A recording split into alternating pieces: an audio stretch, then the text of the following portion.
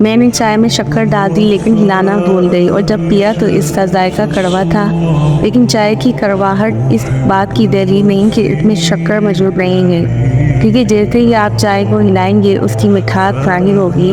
شکر موجود ہے لیکن اسے ہلانے کی ضرورت ہے۔ اسی طرح زیادہ تر لوگوں کے دلوں میں بھلائی اور محبت موجود ہوتی رہی، لیکن اسے ظاہر کرنے کے لیے کسی کو ہلانے کی ضرورت ہے۔ اپنے دلوں میں اور اپنے پیاروں کے دلوں میں بھلائی اور محبت کو ہلائیں، آپ اپنی زندگی کی ذائقے کی مٹھاس محسوس کریں گے اور اپنی شخصیت میں بھلائی کو دریافت کریں گے۔ شکر کا ٹکڑا کتنا شریف ہے، اس نے چائے کو اپنی مٹھاس دی اور پھر غائب ہو گئی۔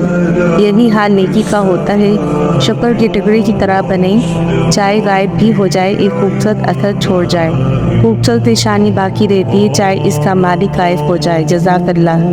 فوق رأس الجبال وفوق الرأس